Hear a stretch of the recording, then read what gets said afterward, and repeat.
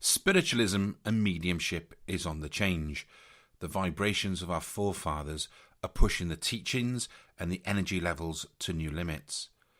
With these higher vibrations come special lights that shine on the earth plane in a way that's starting to make a difference to our lives. One such light, Katherine Glass, is a true spiritual light, one that's been blessed through a long bloodline of mediums. Katherine talks extensively about connection, but also the soul-to-soul healing that is taking place. Remember that this is a human being. It's a soul-to-soul connection going on here, and so even if your person is uptight or whatever, obviously the more warm and open they are, the easier the connection may be for you, the medium, but your job is to bring through healing presence. So you can't force them to accept it, but remember there's a soul in there of the person you're reading. I'm Julian Jenkins, and you're listening to That's the Spirit.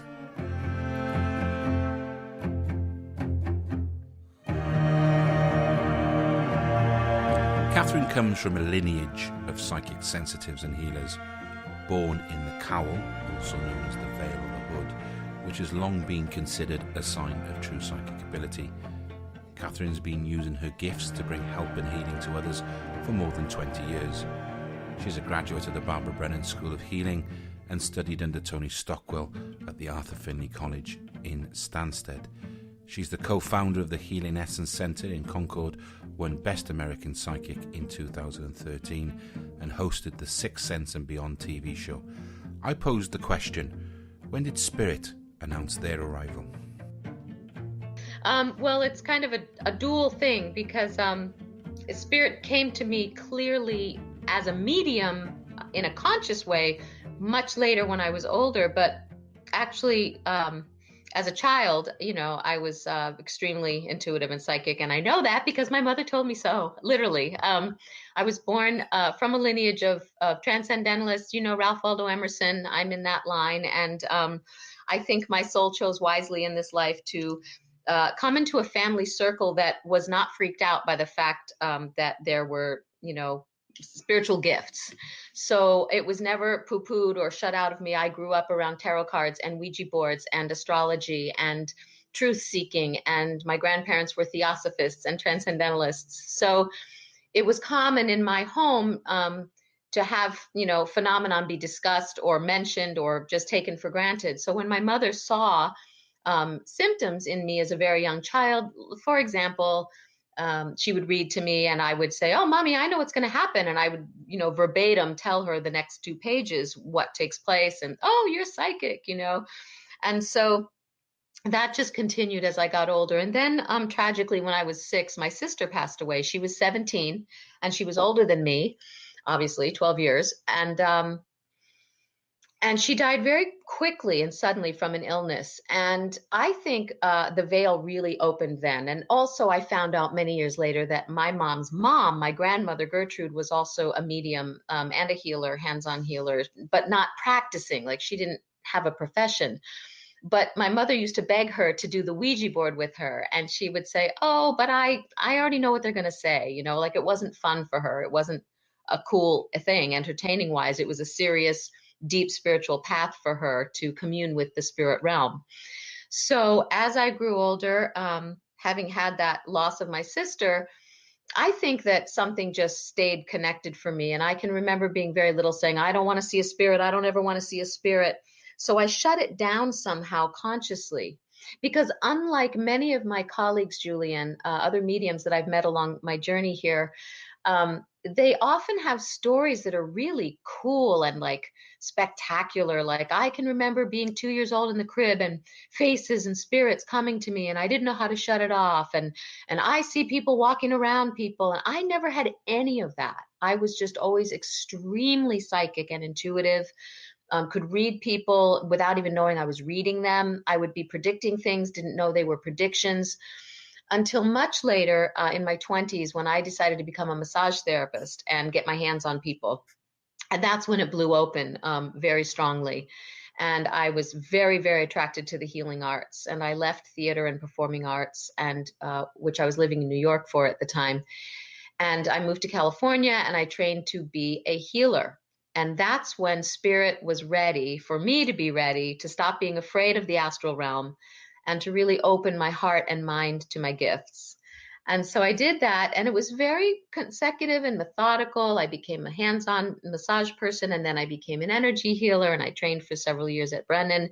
And then I studied clairvoyant training for 5 years. And then it was during that clairvoyant training where I was learning not to do hands-on healing at a table, but to sit across from a person and do a psychic reading, an actual reading, just reading, no cards, no tools, just reading, clairaudiently, clairvoyantly, clairsentiently, all the clairs. And it was like falling off a log for me. It was effortless and so easy and fun. And then one day during one of those readings, I said, "Who's David?" And the woman I was reading said, "That's my son. He's passed away." And that's when it really blew open like a horn. And that was when I was probably 33, maybe. And now I'm 55. So you do the math. I love the way you speak so passionately about all the different clairs and how you work, etc. But is there one vein that is more pertinent to you than any of the others? You know, for me, honestly, it's always been clairaudient. So I hear words first in my head, and I've always been like the one who would sing along with the radio, having never heard the song, but kind of singing the words well, because I'm just very clairaudient, extremely so.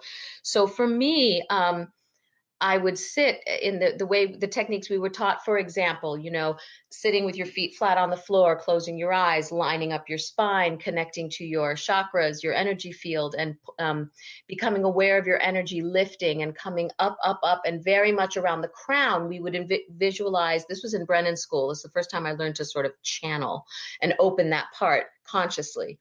And to imagine a beam of, or a column of energy here, it's sort of your hotline to the divine, to the spirit realm. And of course, always affirming, you know, light and wonderful, highest good. And this exercise was specifically to channel or connect with spirit guidance, your own spirit guidance. She didn't say guides, but she said your guidance. And so I assumed she meant someone that was going to talk to me and guide me. And so that was the first experience. And I just remember feeling very full of light, and I kept visualizing and feeling and seeing and knowing I'm in a brilliantly lit environment of energy and space, and I felt very, very right is the only word I can explain. I felt home. I felt like, oh, this is familiar. And so when you practice that and allow your mind's going to be human. You're going to notice you have an itch and you're gonna, you know, say, "Oh, is this working?" But if you can just kind of quiet that and let that float by and just stay and keep visualizing yourself expanding and getting very, very big and full of light yourself, you sort of blend with that light that you're experiencing. I call it light because it feels very bright behind my eyes and it looks very white golden to me. And then there was words. There was immediate like, "We love you, my child," or, you know, "You are safe, we are with you." I would hear words like that. And then the exercise or the assignment would be to now take your hand and sink into the thigh of the person you're working with and go in with your inner vision and see what you see, hear, feel, or know. And you just rest your hand there with the intention to look inside that person's body, because this was an energy healing training too, remember.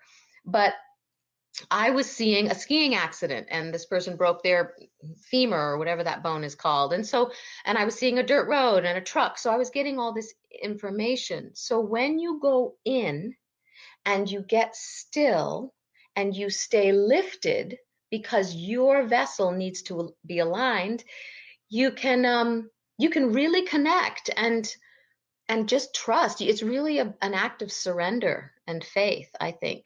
I've been speaking to a lot of mediums lately, and they talk about the need to surrender, which is, you know, something that you talk about. Is it, for me, it is about creating that space, allowing spirit to fill it. And that's where the power comes, really. I'm working on a power meditation now to get us into that energy, into the power. But creating that space for spirit to fill it is extremely powerful, isn't it? Yes, and that, Julian, is when it's quite strong. I've noticed for me, having been doing this for almost 30 years now, um, I've trained with the best, so many beautiful teachers and different techniques. And to students out there, I would say, and I'm always a student. I mean, I still study, I'm still learning. But take everything you can get and put it in the pot because you won't go any one direction. You know, you will become your own unique vehicle of healer, medium, trance channel, whatever you are, or a combination thereof, that's specifically unique to you and your own instrument. And I've been also taught methods where we don't go in and meditate first. We just go to sit with the sitter and we're off and running, and bam, what do you get? Tune in. Spirit is a river that's always running over here in the next dimension, in the next room. There's a song playing. All you have to do is shift your focus and you're there. Yep. That comes with practice and time. Some people, I think students can get too caught up in the technique of, I have to sit and I have to get in this right space and the power, and well, what is that? And am I there? And I don't know. And, it's more like relax into it and allow your natural state, which is spirit, to expand your boundaries and open to connect to that which you already are, and just allow that to bubble up in you and flow. And when you're actually with someone you're going to read for, it's even easier because their people are there with them. And so you can invite them and in any way you choose to draw closer to you. And you'll start getting, feelings or images or it's everything about this work is getting out of your own way, and it's all about our ego. I'm going to share a really quick brief story. When I first went to Stansted for the first time, and I took a class in platform mediumship. Okay. My mediumship had opened up. Actually, I've realized I had been doing mediumship for quite a while, but I didn't know it was technically mediumship, I guess, until I decided to go take a platform class. And I dove right in. I signed up for advanced level and I said, I'm going across the pond. I'm going to do this. And so I signed up and took the course, and it was wonderful. And at some point you have to do a demonstration in front of the whole lesson, the whole circle, the whole group, of all the classes, all the tutors. I was terrified. And I just remember being behind that curtain waiting to go on. And all I could do was like shake and freak out and think, oh my God, what have I done? What am I doing? But along with that was, out of nowhere, thoughts that weren't my own, was I was hearing a song, a folk song from the 60s. I was seeing a woman with dark hair and a split part in the middle, and she reminded me of someone from an American movie called Love Story. And this was many minutes before I was to go on stage, but I couldn't shake it. So I had to jump in the river, and I got up there and I delivered it. And it was probably one of the most accurate messages I have ever given, with the best evidence. It was my first platform, and spirit will do that with you because they want to get you hooked. And you get this great experience, and it's all details. She died in October of breast cancer. She was 32, and she baked chocolate chip cookies. And one of the tutors said, oh no, they don't have chocolate chip cookies in England. That's not right. And the one hand that went up in the audience who could claim this spirit, only one person, and that's what you want to dial it down. She said, actually, she lived in America. She married a filmmaker, and I was her nurse, and she did bake chocolate chip cookies. I was floored at even with that level of nerves and insecurity and my own ego mind in the way. Spirit was strong and held me there. And that's what spirit will do for you when you jump in that river and trust what you hear, see, know, feel, and get. I truly love the trust word, and having that faith and belief in spirit and surrendering yourself over to that. And it is hugely important, and it's something that you so eloquently put in terms of your past messages. But is there one thing that you would say to up and coming mediums or budding mediums or even experienced mediums that they should really do? Be learning, doing mediumship, studying technique, practicing, and also letting go and being fresh and in the moment, like the beginner. It's a real blending of energies. And there are times when you get tired and you need a rest and a break. And there are times when you're really on and excited. But it's true, Julian, when you start trying too hard, I think that all the training is very good for decorum, how to be on a stage, how to be with an audience, how to be with a sitter. how to get out of your own way. There's a lot to learn, and a lot to practice. And the rest comes with you and spirit. It just comes with your instrument, you know? Meditation, I think, is key for spiritual development. But one area I keep crossing over all the time now at the moment is bringing mindfulness into that. So we have our spiritual meditation where we connect with spirit and, you know, our guides and inspire us and help us come close. But getting into the power and the energy and creating that space, I'm using mindfulness a lot, and I think it's working really well. Is that something you've seen? Yeah, I mean, you know, I know what mindfulness is, forms of it. I've done lots of different, you know, all the years of training as a healer. There's so many modalities of meditation, and certainly mediumship meditation. I mean, you know, to plug Tony, he's got incredible CDs if you want guided meditation to prepare for mediumship, meeting your spirit guides, going up to a bench. There are things you can, like active meditation, and then there's passive, like you said, where you're just really allowing your breath, your presence, you know, always tuning into the breath first and foremost, which brings you back to the moment, which is mindfulness. Yes. And staying with what's happening here and now. And then you begin to be aware of your body sensations. That's also mindfulness. Just stay in the moment. And what starts to happen is your mind starts to just clear and sort of soften, and you kind of feel like your lines disappear, your outline kind of disappears, and you kind of just get very big and fat and expanded. Yeah. And you feel like you could sit for a very long time once you get there. It's getting to that point that takes repeated practice, you know, getting to the 15, 20 minute, 25 minute mark. That's when you start getting deeper. And it takes a lot of time and practice to do that, and discipline. Again, I'm going to use the word surrender, but when we feel as if we surrender to spirit, then that fear of making the mistakes, the fear of not getting the information right, and sometimes the fear of giving the information because you just don't know whether it's right, you've got to go and you've got to surrender yourself and ensure that the information you get given, you give. With experience, and recognizing that my ego is involved now and it doesn't belong there, and you must not compare yourself to anyone ever or any other mediums. And of course, everyone's human and they do it, but you must stop yourself and discipline yourself immediately and say, I did my best work tonight. And don't make excuses. Just learn from what you did observe, like, oh, I didn't stay focused enough on that long enough. Or if you're going to analyze it, be constructively critical and then put it to bed and let it go. And just say, thank you, Spirit. You know, one thing Mavis Patilla said to us, it was so beautiful. After every demonstration she does, she always goes and says, she doesn't worry about what the people thought. She worries about what the Spirit thought. And she says, Spirit, did I do well for you tonight? Was I a good messenger? Did I serve you well?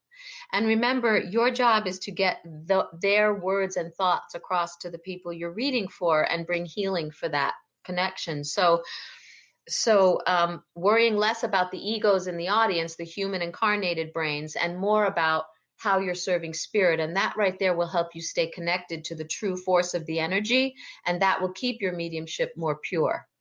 Connecting with the energy and being part of the energy is hugely important as we look to deliver our messages. But how do you cope with plenty of yeses and then a string of no's? How do you work that out? Not no, look again and say, okay, hold on a minute. Let me reinterpret that. Let me go back. And 9 times out of 10, your sitter will go, oh, yes, I know what you mean. It's all in the interpretation, I think. Now, yes, I know that there are mediums that say, well, you're not worth your salt if you can't just sit and have a chat with the spirit right there. And he says, hi, my name's Fred. I died of a heart attack and I'm 84 and I liked peanuts with almonds on them and almond colored chocolate or something, you know, detail. Yeah. But unfortunately, it's through the mind of the medium at work. And we only have a certain storehouse of exposure in our minds. So, you know, one medium who was teaching me said, you know, if you've never been mauled by a polar bear or had that someone that you know be mauled by a polar bear, the first cause of death being mauled by a polar bear might not get through your mediumship brain because you don't hold that experience in your awareness.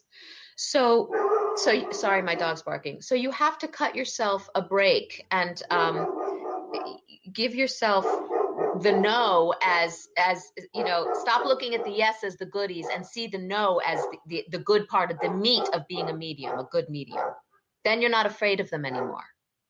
I truly love that, and by the sounds of it, so does the dog. Look again instead of seeing it as a no, and go back in and try and find it and work it and ensure that what we get in, we can deliver it correctly. Spirit's amazing, mind. We are truly blessed and at service to work with these guys, aren't we? This is what it is. If you're going to be a medium or a healer or channel healing energy, you are in service to the divine, to the spirit. You are not, you're just the facilitator.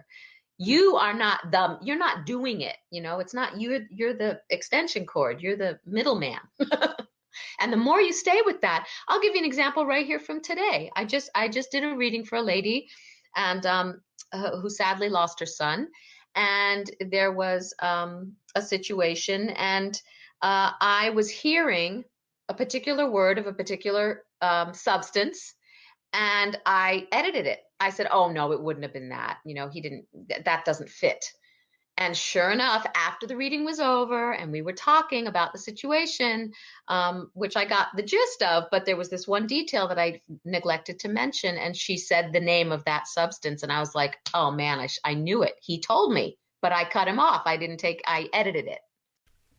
I think we've all, done a reading or worked privately or on the rostrum where afterwards we thought, I wish I'd have said this or I wish I'd have said that. So I'm sure the people listening to this podcast can really relate to that. But one of the difficult situations you get is when you have somebody who, and Martin spoke about it in a podcast previously, where they have their arms folded and their legs crossed and they're saying, come on in, son, come and impress me.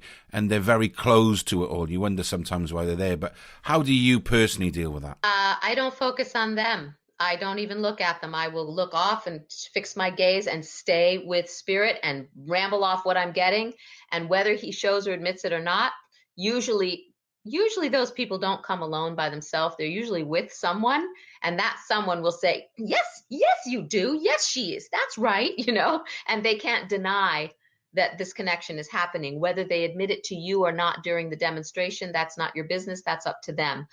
I will often, when it happened to me, I was doing a gallery in San Diego, and there's this curmudgeon-y guy, old shipping guy in the back of the room like this, with his legs crossed. And he's like the head honcho of the business, that all these workers were here for this gallery, worked in the boats and stuff. And I start going on about this name and this event on a boat, and I'm describing the slippery floor and how he died and all this stuff. And the guy back there is like, it was all for him, this message, and his wife, just, he couldn't deny it. And I said to him, I started asking him things like, do you understand? And he'd say and I'd say, uncross your arms, open your leg. Like, I was right out there, and I told him, and the audience laughed, and that lifted the energy.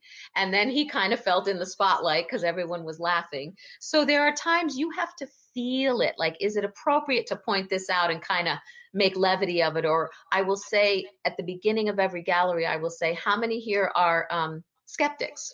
And a few will raise their hand, and I'll say, that's good. You should be smart. You should be skeptical. You shouldn't believe everything you hear right off the bat. Cynical is harder to work with. I said, I can work with skeptic, but cynical is tough, because cynical is, this is crap, prove it. That's an energy right there that will be a barrier. And I explain that to them. The best way you're going to have the best evening tonight is to just open your hearts and minds to any possibility and allow me to do the best job I can do for you. And just put it right out there on the table. Now, that may be an American thing. I don't know if that would fly over there in the UK. I don't know, man. I think it may work here. I think what people are looking for is honesty, authenticity, intimacy, all of these words that I consistently use when I talk about delivering mediumship and delivering rostrum work or private readings, etc. So, it may be something that could work. But, what would you say to an up-and-coming medium? What would be one of the key tips that you would like to see them implement? Oh, geez. Have fun. Enjoy it. Open your heart and arms and dance, and really let yourself be spirit, connecting to spirit. And have your clear intention to serve and be of service, and just visualize before you go on there everything being wonderful, the connections, the energy, the spirit connections, and just see it as a wonderful evening. That's all you need to worry about. You don't have to make a specific plan or try to get spirits ahead of time and work from your memory backwards, and that'll just confuse you. You're right, and confusion can really set in, and that causes all sorts of problems. We're talking here, we're crossing over one-to-one readings, and we're talking about demonstrations and rostrum work and to a bigger audience. What would you say to people who now have advanced and they've done their private readings and they're working really well in their spiritual development, and then they get a phone call from their church, there's been a cancellation for a medium? What tips would you give somebody who is going to now venture into, rostrum and audience work for the first time? Like I said, I just see it being a healing evening, the highest good, for the highest good of everyone who's attending, that they might receive clear, evidential healing messages that they came to receive. And then I open it up and trust spirit to take care of that, you know? And then I let it go, Julian, because I can't try to be in control of it and be surrendering to spirit at the same time. You have to be aware. It is juggling. You have to be aware of people's energy in the audience. You have to make sure they're not bored and falling asleep. You have to keep moving along, but you want to be detailed. So it's a wonderful, dance, and it isn't for everybody. Some people are better with the one-to-one sittings, and some people are better. I'm really best with either one-to-one, small group. The larger the gallery, then all those spirits are coming in, and I'm getting all these names. Who's Bob? Who's Frank? Who's William? And they're all shouting out, and I have to have a chat with them sometimes and say, guys, please, one at a time. Let me do my work per person, and I will get to you as best I can. That would be a tip to prepare, because the more people in the room, the more spirits are going to be in the room. And I actually like to always bring another medium. When I do a big room, I want two mediums. First of all, I think it's more interesting for the audience. You've got a double chance of getting that many more spirit messages across in a certain amount of time. And it's really fun to work with another medium. You can ping pong, take turns, one-to-one, or you can do 3 messages and then they do 3, or you can do a full half hour and then they do a full half hour, however you want to do it. But it's nice to share the energy. For me, it's less draining at the end if I have shared the platform with another medium. I've worked with a number of mediums in a demonstration, whether that's for a charity or whatever. It is good sometimes because you can click, you can get that energy and vibration, and sometimes if you're really close with the other medium, you can have a dual link, and that can be fantastic, and it can be, it can be truly a wonderful blessing. But how do you stay in that energy when you have those moments of everything's flowing, everything's great, and then there's a drop in energy? How do you reconnect? How do you step back in to the power, step back into the energy? I was doing my reading with my one-to-one today, and I was speaking to this woman's son, and it was lovely, and it was swimming along, and it was clipping and happening and fast. And then there was this pause, and I was just like, okay, I'm sitting with you now. I'm just going to stop and connect even more. The way to do that is to say, please draw close to me and let that spirit come in really close. Let me feel you if you want. And sort of just say, share yourself with me. Show just I'm curious about you. What do you want me to know? Invite them with a question. What would you like me to know? And then you've got to trust whatever you get. I got this random thing. I'm going along with these little details, like simple things. And then all of a sudden I'm shown an African safari with monkeys. And I'm like, okay, this doesn't make any sense, but I'm going to give it to you. And she said, yes, we went on an African safari when he was 15. I was like, what? And it seemed so random, but it came from a feeling of his love and enjoyment for the beauty of nature and animals. And he showed me this scene of, I thought it was symbolic. I didn't know it was literal. And I just told her what I got. I'm seeing monkeys. I feel like African safari. He's giving me this scene. And she said, yes. So Allison, you just need to slow down, surrender, and enjoy the interchange with the spirit energy and let it come close. That's great. But what about driving and building your own energy? How do you, when you've had a dip because you've done 4 or 5 readings or you've been on the rostrum for an hour, how do you pick that up? Your own energy. You got to get your own energy up. If your energy is low, you're having trouble connecting with the frequency of spirit. You're in different rooms. So you want to get into the room with spirit. Now, I believe they work with us and they try to come down to our level too a little bit, but we have to lift ourselves and go up to them. So Make sure you're breathing, make sure you're getting hydrated enough. And also don't try too hard. Like, don't make your spine burn. My back used to burn. I was like reaching for spirit, just relax and let them be right here. They're right here. And just relax into it. And usually that will help the connection. And once the connection comes, the energy starts to build because you get excited. You get linked with that vibration of spirit. When you do drop out, though, and I brushed upon this a few moments ago, when you do sort of drop out and you think, oh, I've lost the connection, where do I go? How do I get back in? Especially when you're under pressure because you've got a sitter in front of you or you've got the wider audience. Is this something that you would say, is that a tip you could really help it, with your experience? Yes, it's like I always use the example when I explain to a group of people or to a client. I say, so we're in the next room, the song Roxanne is playing by the Police on the radio, but we're talking here and we're not paying attention. And if we just shift our focus, we'll hear Roxanne, it's like, oh, that's the Police. Okay. And you just shift. And there you might see you might see a scene, you might see a running river and pine trees and a little boat and a man fishing, that may be your first link. You might get a name. I often get names of living people too that the deceased know in the family, and they've learned that's how they link with me. They get my attention, and then when I get it accurate and the person I'm reading for recognizes the name, then we're off and running. So you start to learn how spirit works with you, and you can also direct them and ask them how you want them to work with you. Like, give me a symbol for birthday. No, or you can tell them my symbol for birthdays is 3 candles. My symbol for alcoholic is brown whiskey in a glass with rocks, and when you see that, that may mean alcoholic. It doesn't mean beer. You know what I mean?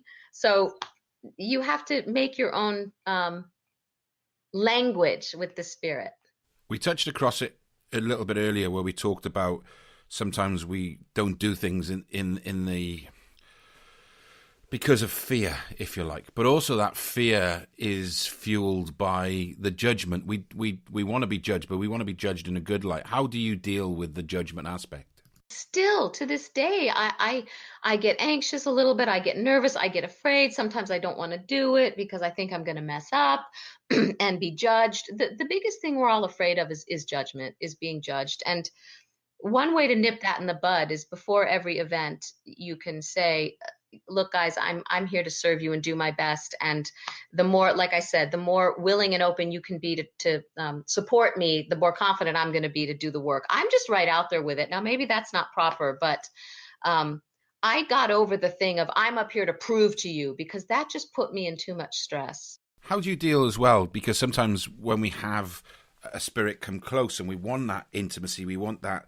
closeness, we want to blend the energies. What happens? How do you feel sometimes when somebody comes in and they bring an ailment, or they bring something that's wrong with them, or they bring, they pass with a heart condition? How do you get around those things? How do you work through those really strong, close vibrations? With the spirit's energies, I have felt physically like I couldn't breathe because the lady who passed couldn't breathe. And I'll tell them, ooh, that's a little close, step back, it's uncomfortable. My voice has changed when I've consciously channeled other beings, like, multidimensional beings, not human deceased people. But I can hear their voice in my head and imitate it if asked, but I don't do that. I was taught that but what you're doing, organically may just be how your energy responds. If it's not disturbing you and it's not too slow, so that you're losing your attention of your receiver, then I don't see a problem with it. I'm a firm believer that we all work in the light and we work with good spirits and good vibrations and good energies, etc. But I have had some instances where things have been a little bit more difficult, and sometimes it can be a little bit darker. But how do you deal with negative energies, either that from the sitter, from the spirit world? How do you deal with that? Because fundamentally, your experience, you must have come across situations whereby, you've had to work out a situation and take away that negativity. Well, there are lots of techniques for that. There's smudging, burning white sage, opening windows and burning the white sage, which is called smudge. A salt in the corners of the house, yes. Lemon water and salt in the dish with, sprinkling through the house, kind of way the holy men do. But mostly I like to use mantra. I call in, God's vibrational frequency with God, God, God, God, God, Ram, Ram, Ram, Ram, Ram, Krishna, Krishna, Christ, Christ, Christ. The higher vibrational frequency sound vibration will help clear and keep away like a shield. Water always works if you're standing in water. The lower entities can't really get through your field. I've learned that. But mostly you have to be strong in your own soul's light, your own core light. And that's, I believe, what the spiritualists who I learned from and Stan said when they talked about, oh, you don't need all this protection. You're in the light. When you're sitting in that power, they call it the power. It's your spiritual light, the power of love, creation, God, consciousness. And when you expand your own true original beingness, which is always who you are, without the covering of the earth suit and the ego, you are pure, beautiful golden light. And that comes right from your core here, right? The third chakra. Mm-hmm. You can just literally open it like a lotus and just expand it all around you, 360 degrees, and just permeate that. And in that space, you cannot feel negativity. You're just beautiful, perfect spirit in that energy. So see and affirm that you are that light. And then you just say, no, you may not enter here. You are not welcome here. Back off. And eventually they get bored with trying and they'll flit off to someone else who's weaker. You see, we have doorways that open to interfering energies and mischievous spirits. Fear is a doorway. Guilt is a doorway. Abandonment can be a doorway. When you're feeling low or ill or bad on yourself, talking down to yourself, depression is a doorway. They feed on those lower frequencies and they want to hang around you. So when you raise your frequency and affirm that there is only God that exists here now, I am a divine, holy woman created by the divine. No, they don't want to hang out with you because you're no fun. They can't feed off of you. Spirit never ceased to amaze me. Synchronicity and bringing people together and showing me the way has been unreal. And Katherine Glass came to me when I was looking up on Facebook to find the next guest, and what a guest she was. Psychic, medium, healer, teacher, extraordinaire. How blessed were we to have her on the TTS podcast. Thank you. Keep listening. God bless. Be loved and give love.